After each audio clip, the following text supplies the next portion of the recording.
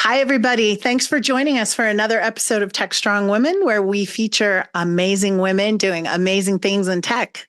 I'm Jodi Ashley, executive producer here at Tech.Strong, here with my co-host Tracy Ragan, creator and CEO of Deploy Hub and Linux Foundation enthusiast.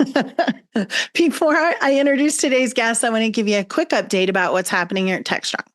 Be sure to register for TechStrongCon 2024. It's happening on April 3rd, so you can still get in there if you want to attend. Also, we are launching a really cool and exciting virtual event called the Artificially Intelligent Enterprise on May 21st. It's going to be a 24-hour global event, so you won't want to miss out. Be sure and go to techstrongevents.com and register for all of our events. And we love sponsors. We love speakers. So keep your eyes open and you'll be able to sign up to do that stuff. And be sure to tune into techstrong.tv every day for amazing content, shows, and interviews. Hey, Tracy, what's on your mind today? Well, I think a 24-hour kind of follow the sun conference on AI is pretty interesting. I know, it's going to be fun. I'm looking forward to it. Absolutely.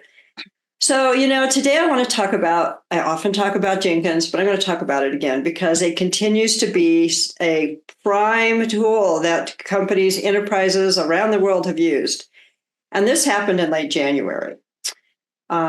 About 45,000 Jenkins instances were exposed to an online vulnerability that allowed them to get remote code execution, or depending on your security settings, basically gave you access to the command line and to be able to get access to certain files. 45,000 servers. Everybody has to stay diligent, right?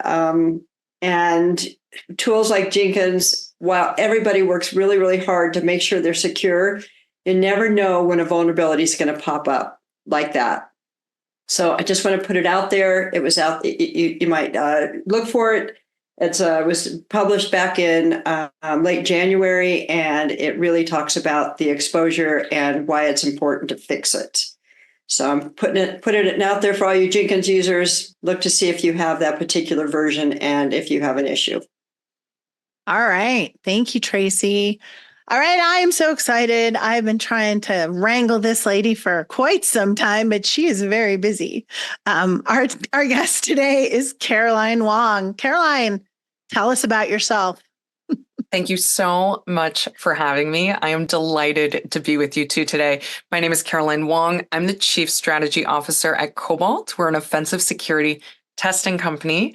I've been working in cybersecurity since 2005, starting off on security teams at eBay and Zynga.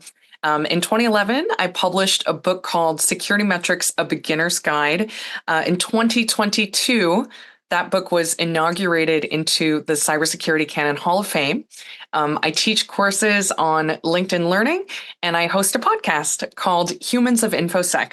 Very interesting. And I know that you are passionate about teaching and talking about security and cybersecurity at work, which is a really interesting topic, because no matter how hard we all work to secure the supply chains, to secure our environments, somebody can use their pet's name, which we probably all do for a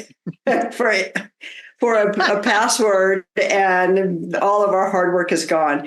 So why don't we start today about talking about cybersecurity at work and how people should approach cyber, what we should know as we do our daily work. Yeah. First, I just have to say, Tracy, I love that you opened up today's session talking about a vulnerability in Jenkins. This is something that I get really excited about, because the thing about software is that it's vulnerable. And unless we're proactively security testing it, unless we're proactively installing fixes, the vulnerabilities are just sitting there waiting to be exploited. And I think that the main concept that I try to communicate in cybersecurity at work is simply that everyone's getting attacked all of the time. All of our organizations are under attack right now. We're just all being attacked, and if folks could understand this and understand that it's something that happens all the time, every single day, and not just sort of a random occurrence, or if you're doing something super important, or if you have some sort of super confidential, restricted information, everyone's getting hacked all the time. And that being said, my sort of first, I would say there's really three things for most people to keep in mind. And this is what I say if I'm talking to my 8-year-old daughter or my 70-year-old mother-in-law. Thing number one, look out for phishing. And if something seems too good to be true, it very well might be.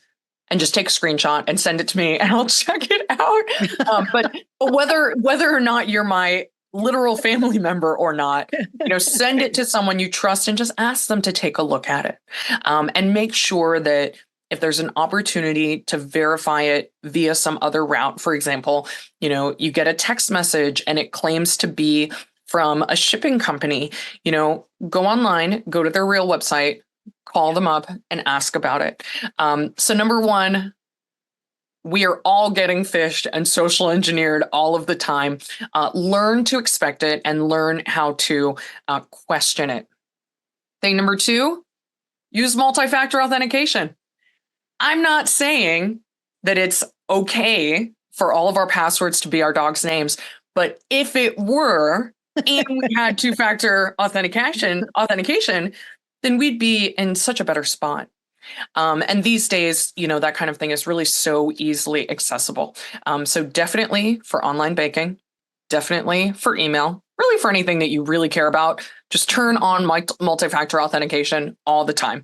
Do you need to do it for Netflix? Maybe not. Do you want to do it for Amazon? Probably. And then the third thing, and this is really geared toward sort of everyone. All of these tips are geared toward everyone. Update your software. I know how annoying it is. And when it takes me 20, 30, 60 minutes of time where I am unable to access my laptop because Apple has released yet another OS update, by the way, is it just me or do they seem to be coming in really, really frequently? But you know what? I don't care how frequently they come in.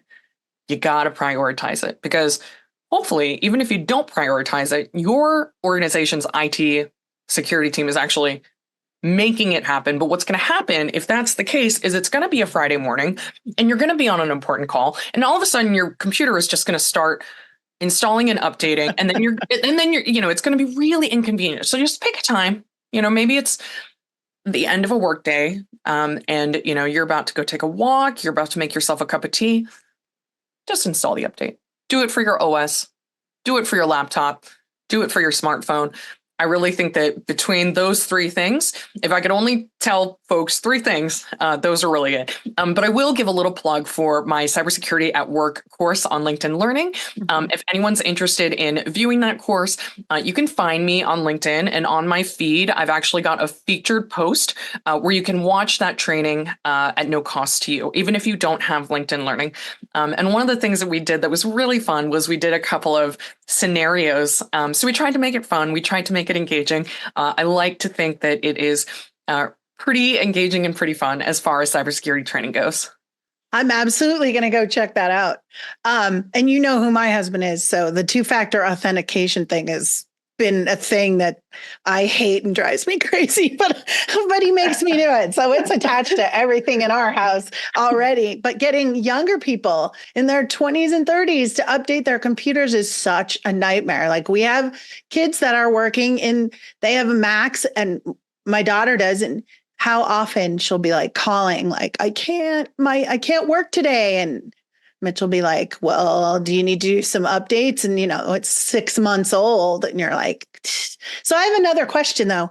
When you talk about companies trying to hack and security breaches, you said that a lot of them sit there waiting for the moment. How much of that happens? And how long, how many people create stuff and it just sits there for 3-4 months waiting? How long, how often, how common is that? So here's the fundamental problem.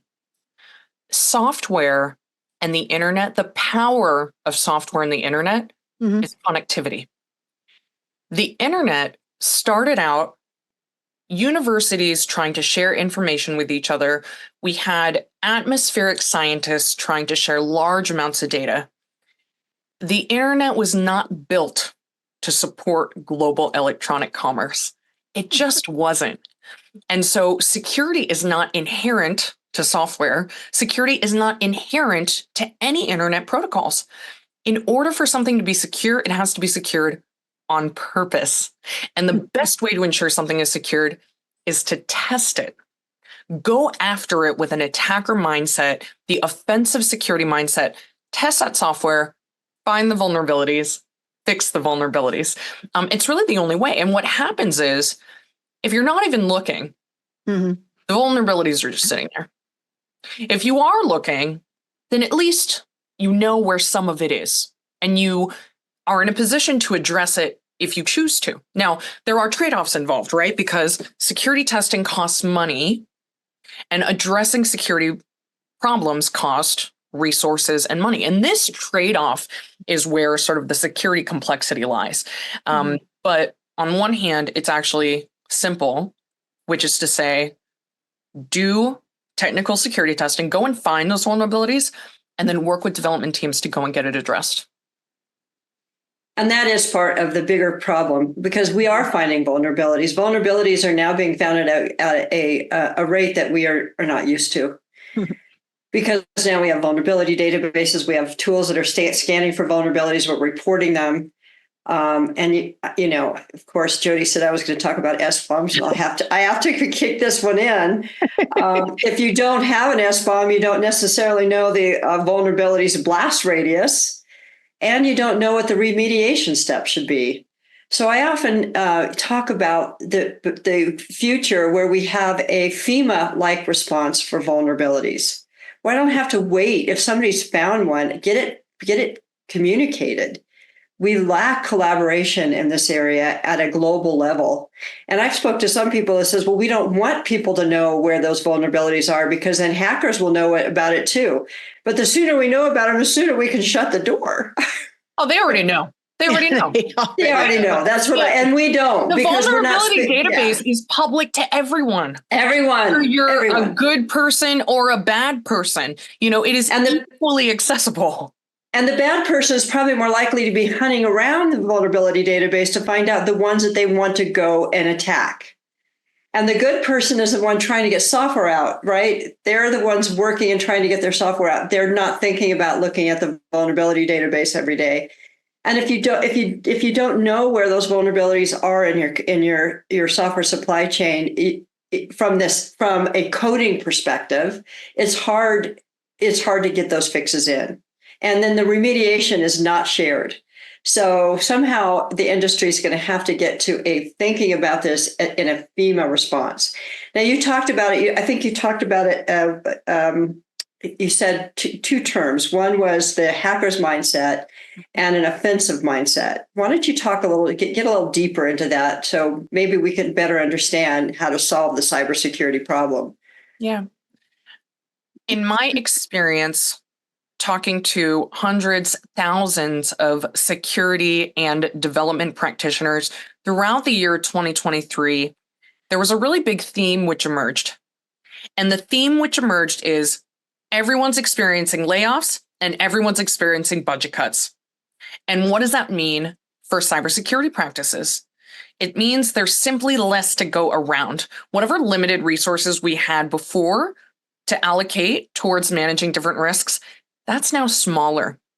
And so I would like to put out the idea that when thinking about a cybersecurity program, you can think about two domains, one which is defensive security controls and one which is offensive security controls. Multi-factor authentication is a perfect example of a defensive security control, one that I think is really important to do. So is updating your software. But an offensive approach says, to your point, Tracy, about attack surface, do I even know what my attack surface is? Am I aware of any sort of shadow domains, dangling domains? What's out there that actually belongs to me that I'm responsible for that I may not be looking after? And once those assets are identified, security testing, whether that is scanning, DAS scanning, whether that is manual penetration testing, taking a look at your organization's digital assets and considering what it looks like to an attacker. And my thought is, by doing this, organizations have an opportunity to focus their very limited resources on addressing the items that come up in that offensive security analysis. Cobalt actually just published a report called the OffSec Shift Report, and it contains a bunch of data from thousands of security and development practitioners that talk about how budgets are shifting and organizations are investing more in offensive security for exactly this reason.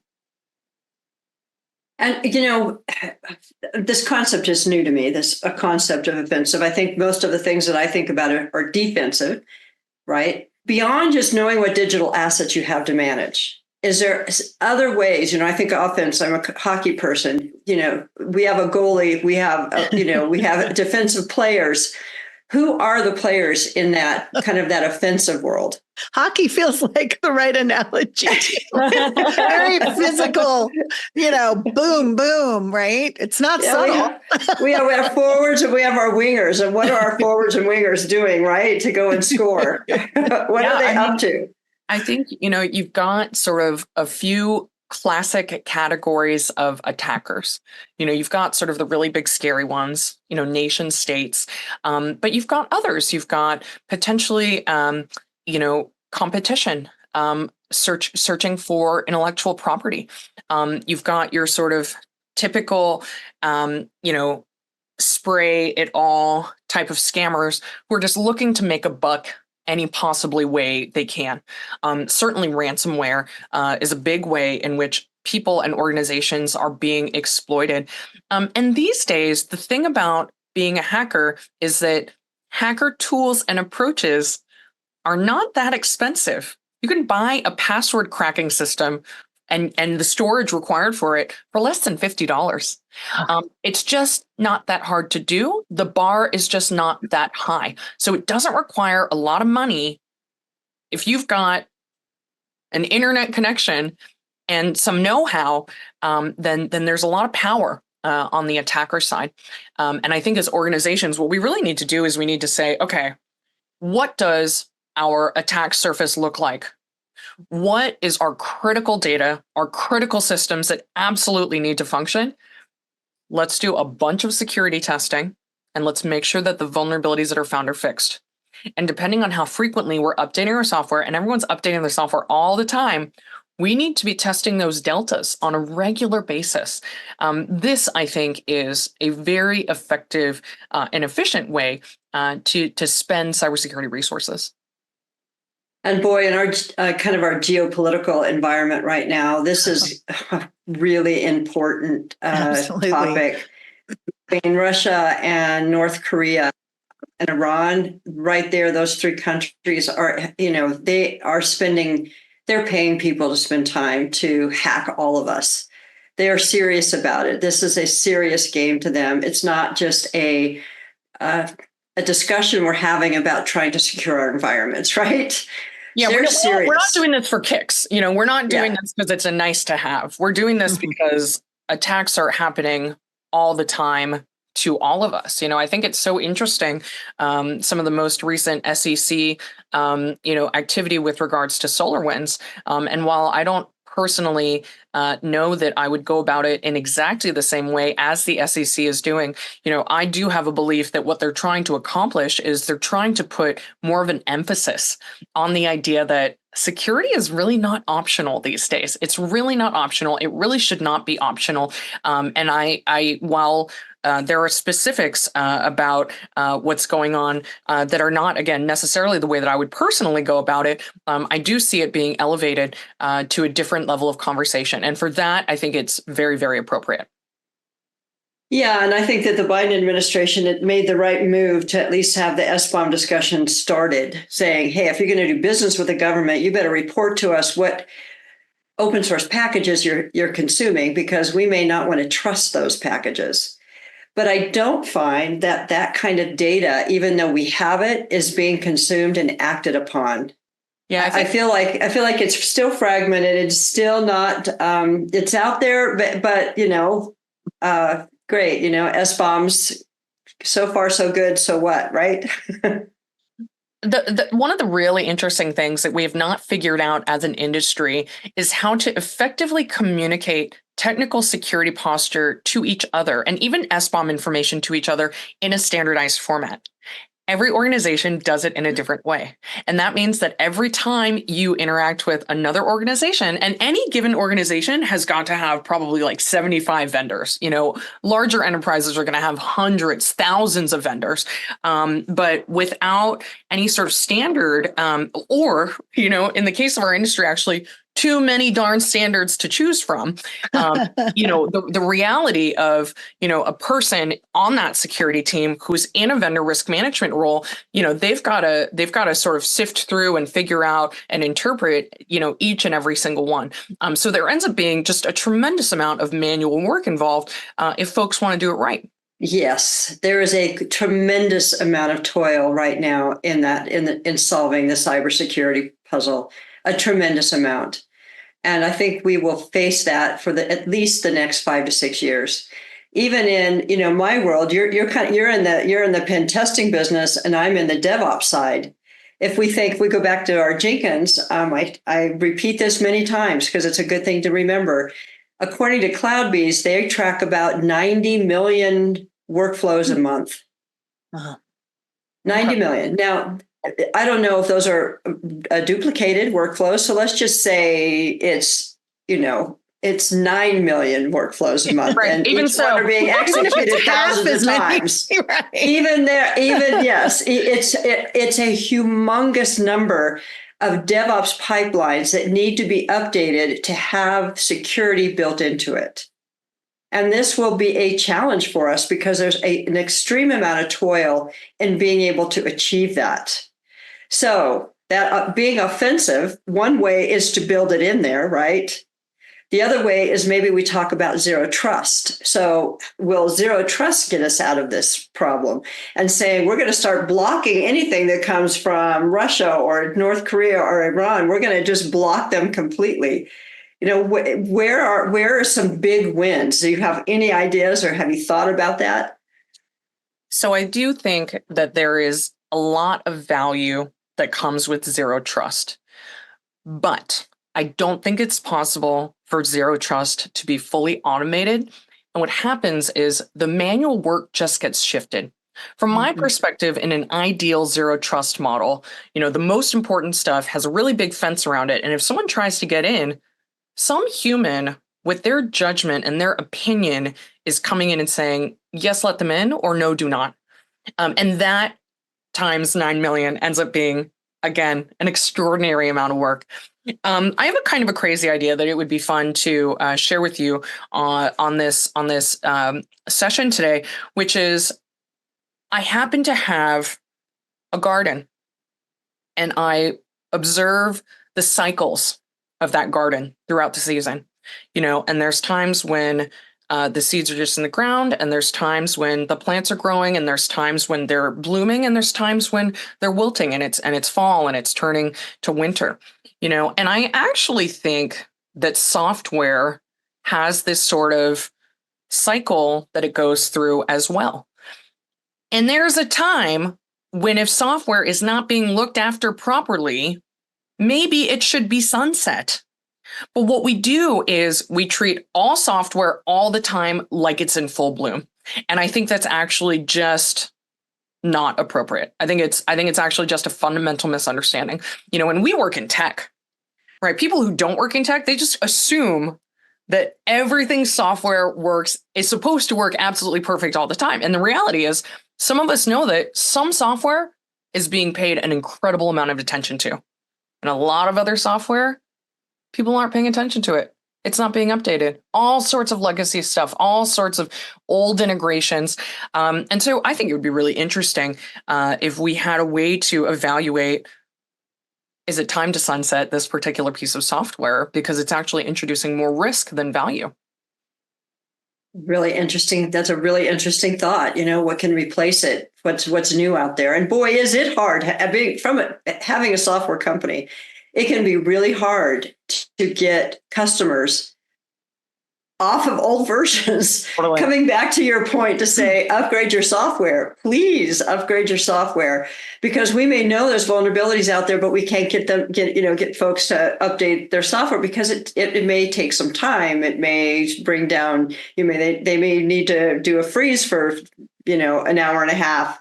It may deny service for some period of time, but boy, isn't it important? And I think the better we get at, from a software perspective, and who does as a commercial vendor of software, the better we get at being able to have SaaS environments where we are managing the platform and updating this stuff for them. Yep. Is ultimately going to be, another way to be offensive in our approach to cybersecurity. Because what we're doing, it's not necessarily defensive. What we're doing is we're pushing away. We're going out after our criminals, right? We're going out after them and saying, no. Yeah, it's really a proactive approach. I think that businesses have an awful lot of decision-making power that affects an organization's security posture. A funny little analogy that a friend of mine used to talk about was he would say, if you have a toddler and that toddler is running around with a pair of scissors, the best thing to do is to take the scissors out of the toddler's hands. But how often do businesses and organizations just allow toddlers to run around with scissors? There's a lot of toddlers running with scissors. There's a lot of toddlers with scissors, and it is a business decision, and there are going to be trade-offs. That toddler is going to throw a big temper tantrum, and you're going to have to deal with it, but you're going to have mitigated the risk. And so I think this is both the complexity as well as what makes cybersecurity super fun is all these different trade-offs and really having a lot of the time, no right answer. So when you talk about zero trust, just to backtrack a tiny bit, and you talk about all these instances, whether it's 90 million or 9 million or whatever, how much of all of this we're talking about, I'm just going to throw it out there, is AI going to help with? Because, right, one person can't say, let this person in, block this person. How much... I'm sure companies are already doing it, but I would assume AI is going to play a huge part because it can do all the massive work. And then a human can evaluate a smaller subset of that, right? As far as being able to manage it. Another amazing, application for AI. Absolutely. I completely agree with that concept. I'm actually currently working on a new LinkedIn Learning course that I believe will launch sometime around August 2024. And this particular topic is about artificial intelligence and application security. And I do think that we have an opportunity for any bit of manual work that we do, whether it has to do with software development, whether it has to do with cybersecurity activities, there's a spectrum of how much can be taken on by AI. And at each stage of that spectrum, there's going to be an associated confidence level with right. how well we think they're going to do it. It's going to do it, And so there are going to be basic, very well known, often observed, often repeatable patterns that can be detected. And AI can even get to a point where it's making the decision, choosing the next action, but as soon as we move farther down that spectrum and things get to be a little more unusual, a little more customized, a little bit more of an edge case, that's where I think we have an opportunity to focus more of the manual effort. And so I don't happen to think that, AI is going to take all of our jobs. I do think that it will dramatically change the way in which we work. I said to my 8-year-old and my 11-year-old niece the other day, I said, here's an AI application that I want you to download on your iPad because I want you to get used to using AI right now, right away. I said to them, anytime you would go on Google and ask Google a question, ask AI instead, because I would love for them to sort of naturally develop this capability for writing AI prompts. Absolutely. I think it's a really, really good skill to learn how to, ChatGPT is teaching us all that. And I keep telling the story. I was waking up with my eyes totally swollen for like 3 weeks in a row, and I couldn't figure out what was going on. So I was working and I just asked, give me a diagnosis for swollen eyes and what's the symptoms? And the first thing that came up was dehydration. Wow. Yeah. And so I was like, okay, I'm going to drink 60 ounces of water water a day, and in 3 days, my eyes stopped being swollen. So I actually used it as for a medical condition.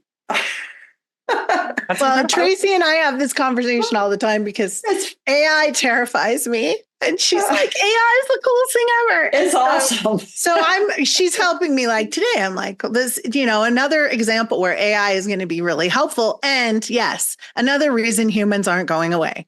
The whole concept that it's going to, there are going to be some shifts. There's everything with progress comes change, right? There's always going to be a shift. And that's why we retrain entire groups of people to do different things. But it's that way with everything. AI isn't any different, but it's cool I'm trying to find the good.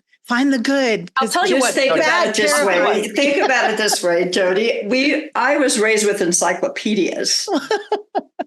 Well, I'm not. Encyclopedias went away. Encyclopedias went away when the internet became popular because you could find answers through the internet, but people's jobs didn't. Yeah. AI is the same thing. It's just we have a different relationship to data, and it's going to be displayed to us in a different way. It's a complete shift, but it's the same thing, right? It's the modern day encyclopedia. Well, and Jodi, I'll tell you what, there are two fundamental reasons that I believe AI will not and cannot take over all of the work that we do. Thing number one is garbage in, garbage out. Right. AI works on data. And unless you have an enormous, perfect data set, your results are never going to be exactly right. Our data sets are biased. They're too small. They're wrong. And they're shifting. Yeah, exactly. So that's thing number one. The other thing is AI requires processes and algorithms. The AI does not know how to choose which process or which algorithm to run unless a human tells them so.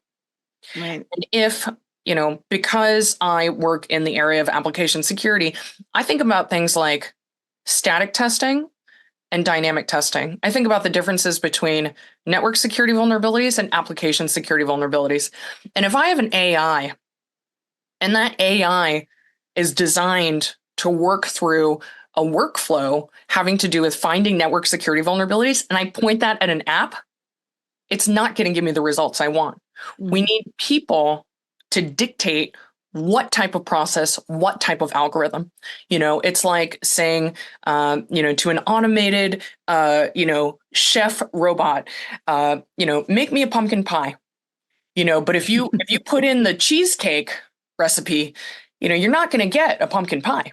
And so there is. That is an amazing analogy.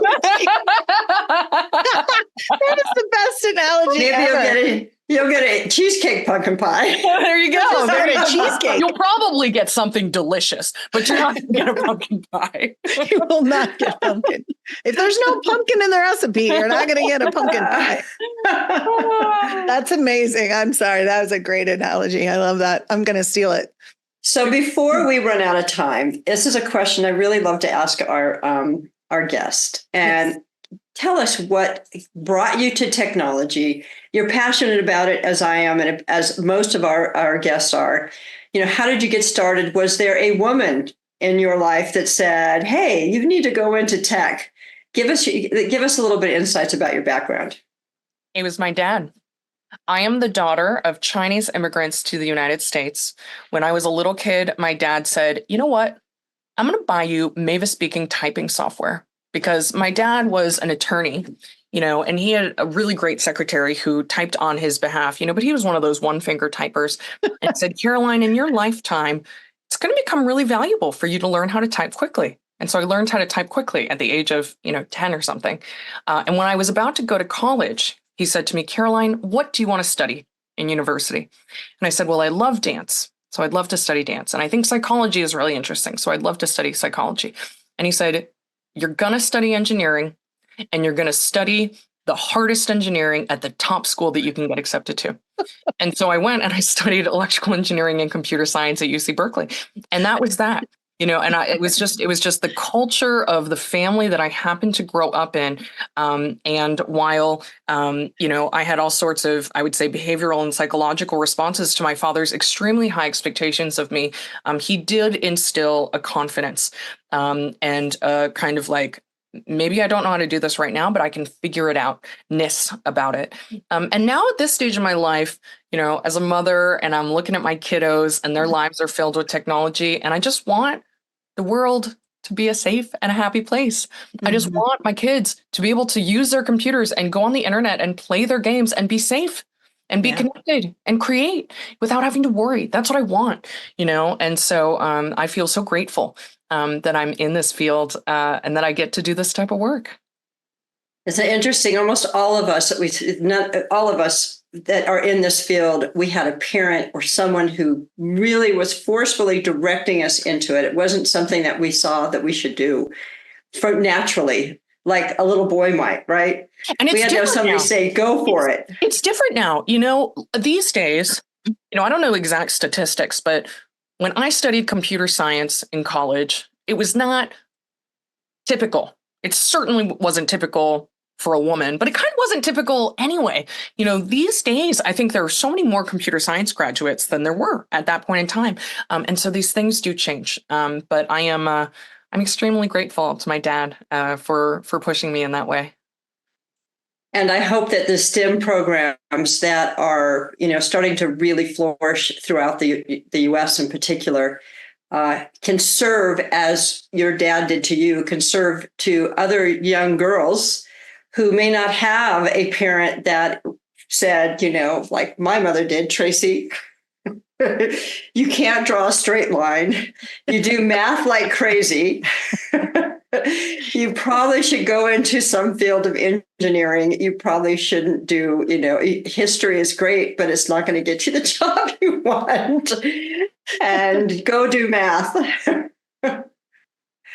What else is crazy, though, is we've had these conversations. And Tracy, how many times have we asked this question? And it started out with, I played an instrument. I like to do drama. I like dance. So much of what we don't acknowledge is that the arts are so important. Just as an example, my daughter's now an actress. She went to the Denver School of the Performing Arts here in Denver. It's a public school, open to any kid who auditions and gets in, 12 different majors. We also have a STEM school, the School of Science and Technology. Do you know which school is on the U.S. World and Report top schools and gets the best standardized test scores? The School of the Arts beats the Science and Technology School every year because they have art in their curriculum every day. And the kids that just go to the science schools don't. But I hear so many of you guys who we've interviewed have an artist in them of drawing or dancing or music. And it so stimulates everybody, and it's so important and needs to be there. You have to have both, right? You have to. You can't just copy everything. You have both to sides have of your brain working. You have to have both sides of your brain working. So that is why women are so perfectly kind of positioned to be in technology. And one area that, if you're listening and you're a young college student and you're a woman, think about going into cybersecurity. It is going to be a hot space, and it's going to be around. It's going to be, everybody's going to be pushing it for at least the next 5 to 8 years. So consider going into cybersecurity or any area in defense. Yeah, get your daughters in coding classes. Our granddaughter's middle school, and she loves it. She thinks it's fun, and they do it in school, and she thinks it's the coolest thing. Her brother, not so much, but that's okay. Good, that's great. Exactly.